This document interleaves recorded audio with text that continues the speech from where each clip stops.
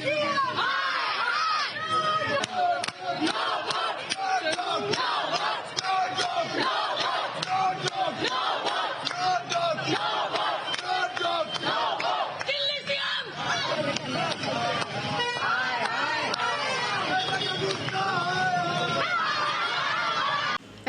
August অর্থাৎ যেদিন supreme court দিল্লির এনসিআর অঞ্চলের সমস্ত রাস্তা এবং ফাঁকা প্রান্তরে বেওয়ারিশ সারমেয়দের তুলে এনে একটা নির্দিষ্ট জায়গায় রক্ষণাবেক্ষণের আদেশ দিল, সেদিন জনমানসে কি প্রতিক্রিয়া!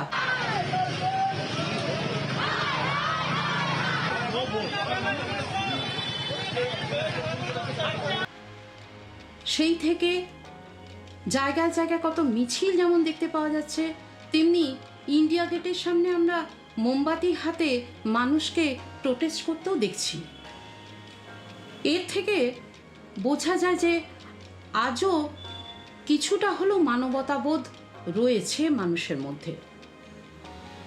তো সে যাই হোক, এই বিষয়টা নিয়ে কি কি ঘটনা এখন অবধি ঘটেছে বা ঘটছে সেটা আজকে আপনার সামনে আমি যেমন তুলে ধরব, তেমনি এই সমস্যার সমাধানের কি কি পথ থাকতে পারে সেটাও আলোচনা হবে। আর এই রায় যদি বহাল থাকে তাতে পরিবেশের ভারসাম্য কতটা পাল্টাতে পারে সে বিষয়ে আলোচনায় থাকব। নমস্কার, নভেল অফ ইভলিউশন চ্যানেলের নতুন এক পর্বে আমি অর্পিতা আপনাদেরকে স্বাগত জানাচ্ছি। বিচারপতি জে.বি. পাদ্দিওয়ালা এবং আর মহাদেবনের দুই বিচারপতি বেঞ্চে 11ই আগস্ট একটা সুও মোটু কেসের ভিত্তিতে দিল্লির রাজধানী অঞ্চলের সমস্ত বেওয়ারিশ কুকুরকে নির্দিষ্ট স্থানে রক্ষণাবেক্ষণের অর্ডার দেওয়া হয়। এর চ্যালেঞ্জে 14ই আগস্ট সকালে বিচারপতি বিক্রম নাথ, বিচারপতি সন্দীপ মেহতা, বিচারপতি এন.ভি. আঞ্জেরিয়ার বেঞ্চ এই কেসটিকে পুনরায় টেক ওভার করে এবং সেই সঙ্গে এর ফের প্রসিডিং শুরু হয়। ইতিমধ্যে পূর্ববর্তী দুই বিচারপতি বেঞ্চের আলোচনা নিয়ে তুমুল বিতর্ক শুরু হয়। এমতাবস্থায় দিল্লি সরকারের পক্ষ থেকে সলিসিটর জেনারেল তুষার মেহতা যুক্তি দেন, কুকুরের কামড় এবং জলাতঙ্ক এই ধরনের সমস্যা থেকে প্রতি বছর প্রায় 37 লক্ষ মানুষ মারা যায়। তবে এই প্রাণীটিকে যে মানুষ ঘৃণা করে তা কিন্তু নয়। সেক্ষেত্রে দেখা যাচ্ছে 100 প্রজাতির মধ্যে 4টি বিষাক্ত প্রজাতি আছে যাদেরকে আমরা বাড়িতে রাখতে পারি না। সেই সঙ্গে তিনি এটাও বলেছেন যে সারমেয়দের আলাদা করে রাখলেই হয়, তাদেরকে হত্যা করার প্রয়োজন নেই। আর সর্বশেষে তিনি হাঁড়িটি ভেঙেছেন এই বলে নিয়ম তো তৈরি হয় কিন্তু কার্যকর কতটা হয়। তো এই সপক্ষে আরও কিছু যুক্তি আছে যেটা আমি পরে আলোচনায় আসি। এখন animal welfare body of project কাইন্ডনেসের পক্ষ থেকে সিনিয়র অ্যাডভোকেট কপিল সিবালের মতে, this is the first time I heard that solicitor general says that laws are in place but they need not be followed. There is no shelter. The question is, has municipal corporation built shelter homes? এটা কিন্তু সত্যি বিচার্য বিষয়। Supreme court আদেশ দিয়েই খালাস হলেন। সরকারি কোনো রক্ষণাবেক্ষণের জায়গা কি তারা দেখেছেন? দেখে কি তারা রক্ষণাবেক্ষণের আদেশ দিয়েছেন? মনে তো হয় না, কারণ দিল্লির রাস্তায় কিন্তু বহু বেওয়ারিশ গরুও ঘুরে বেড়ায়। এরা অবশ্য র্যাবিস ছড়ায় না, কিন্তু যানজট তৈরিতে এদের কিন্তু জুরিমেরা ভার। যদিও কয়েক বছর আগে সরকারি গোশালা তৈরি হয়েছে, কিন্তু সেই সব জায়গা যদি আমাদের মতো সাধারণ মানুষ দেখে তাহলে তাদের আতঙ্কে বুক কেঁপে উঠবে। কারণ সেই সব অবলা প্রাণীরা না পায় ভালো খাদ্য, না পায় ভালো পরিবেশ, তাদেরকে একটা বিভৎস অবস্থায় জীবন কাটাতে হয়, অথচ মানুষকে ভালোবেসে, মানুষের উপকার করে, মানুষের খাদ্য জোগাড় করে এই অবলা প্রাণীদের উপহার স্বরূপ কি তারা এটাই পাবে? এটাই কি তাদের প্রাপ্তিযোগ হওয়া উচিত? এই যদি গরুদের অবস্থা হয়, তাহলে কুকুরদের অবস্থা তো আরও সঙ্গীন হয়ে উঠবে। কারণ অলরেডি প্রশ্ন উঠেছে যে কুকুররা আক্রমণাত্মক হয়ে ওঠে। এখানে প্রাণীবিদ্যা বলছে যে একটা সার্টেন জোনের মধ্যে 5টা কুকুর নির্দিষ্ট পরিমাণ খাদ্য এবং উচ্ছিষ্ট খাবার জোগাড় করে তারা নিজেদের মধ্যে খুশিতে থাকতে পারে।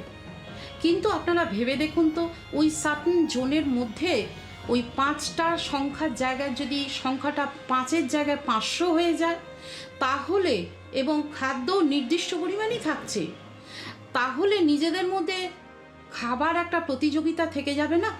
এবং নিজেদের মধ্যে মারপিট করার একটা টেন্ডেন্সি এসে যাবে। ব্যাপারটা কিন্তু শুধু খাবার জোগাড়ের ক্ষেত্রে শুধু কুকুরদেরকেই দায়ী করলে চলে না।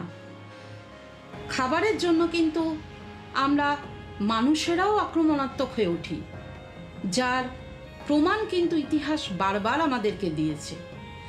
তো এই দিকটা বিচার করে দেখলে বোঝা যায় কুকুররা কিন্তু আক্রমণাত্মক যে হয়ে উঠছে, তার জন্য পুরোটা কুকুররাই কি দায়ী? ভেবে দেখার বিষয় আছে। আপনার কি মত? এক্ষেত্রে অবশ্য বুদ্ধিজীবী মহলের দুটো নির্দিষ্ট পথ হয়ে গেছে, কেউ পক্ষে কেউ বিপক্ষে। যেমন পশুপ্রেমীদের মধ্যে রবীন্দ্রনাথ ট্যান্ডন, স্বস্তিকা মুখার্জি, দেবলীনা দত্ত, এনারা কিন্তু রাস্তা থেকে কুকুর তুলে দেওয়ার বিপক্ষে। আবার অন্যদিকে পরিচালক রামগোপাল ভার্মা কিন্তু বলছেন এদেরকে রক্ষণাবেক্ষণের ব্যবস্থা করাই ভালো, কারণ দারিদ্র্যসীমার নিচে বসবাসকারী বেশ কিছু পরিবার আছে যারা নিজেদের সন্তান সন্ততি নিয়ে পথেই জীবন কাটায়।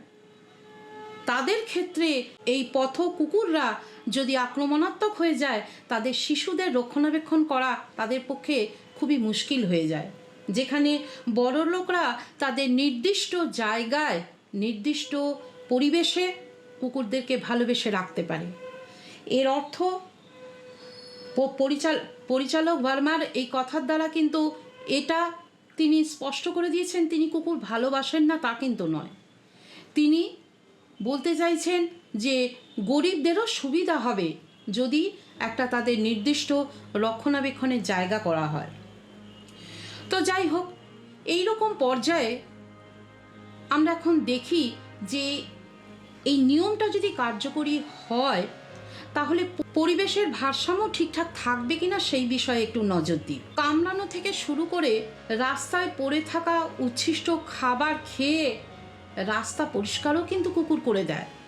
সেই সঙ্গে মানুষের প্রতি কুকুরের প্রভুভক্তি, যা কিন্তু তুলনাহীন। এদিক থেকে বিচার করে দেখলে বোঝাই যায় বা বলা যেতে পারে যে আমাদের এই সুন্দর পৃথিবীতে শুধু মানুষেরই বসবাস করার অধিকার আছে তা কিন্তু নয়, সমস্ত প্রাণীকুলের অধিকার আছে এই পৃথিবীতে বাসযোগ্য করে তোলা বা বসবাস করার। এবারে চলুন দেখে নেওয়া যাক যে এই সমস্যাটা সমাধান কিভাবে করা যায়, কি কি পথ আছে সমস্যা সমাধান করা। প্রথম বিশ্বের দেশ হিসাবে ইউকে এবং সুইজারল্যান্ড, এই সব জায়গায় কিন্তু বেওয়ারিশ কুকুরদেরকে ভ্যাকসিনেশন এবং স্টেরিলাইজেশনও করে তাদেরকে ছেড়ে দেওয়া হয় রাস্তায়, এবং পরিমিত খাবারও তাদেরকে দেওয়া হয়। এই প্রথা কিন্তু থাইল্যান্ডে বহুল প্রচলিত। শুধু বাইরের দেশ কেন, আমাদের ভারতে বেঙ্গালুরুর মিউনিসিপ্যাল কর্পোরেশন কিন্তু এই ব্যবস্থা করেছে। তাদের নির্দিষ্ট স্থানে বসবাস যেমনের ব্যবস্থা করেছে, সেই সঙ্গে তাদের ভ্যাকসিনেশন এবং স্টেরিলাইজেশনের ব্যবস্থা করা হয়েছে। আরও একটা উদাহরণ যোগ করি, আমাদের পশ্চিমবঙ্গ সরকার অর্থাৎ তৃণমূল সরকার কিন্তু মিড ডে মিলের ব্যবস্থা যে চালু আছে, সেখানে তারা কিন্তু স্থানীয় কুকুরদেরকে খাওয়ানোর ব্যবস্থাও করে রেখেছে। যেসব কাজগুলো স্কুলের পরে বিভিন্ন স্টাফ এবং টিচাররা মিলে এলাকার কুকুরদেরকে খাবার দেয় এবং সেই সঙ্গে তাদের ভ্যাকসিনেশনের ব্যবস্থা করে। তো এইটাই পথ করে দেওয়া যাক না, নিয়ম না করে সরকার এবং জনগণ সবাই মিলে একটা আলোচনায় বসে সমস্যাটা সমাধান করা যাক। আর একে অপরকে ব্লেম দিয়ে কি লাভ? তারা তো অবলা প্রাণী, তাদেরকে যেভাবে রাখবেন আপনারা সেভাবেই সে থাকবে। যাই হোক, সবার জন্য পৃথিবী বাসযোগ্য হয়ে উঠুক। আজকে এখানেই শেষ করি। পরবর্তী অন্য একটি প্রতিবেদন নিয়ে আবার আপনাদের সামনে এসে হাজির হব। ততদিন ভালো থাকবেন। নমস্কার।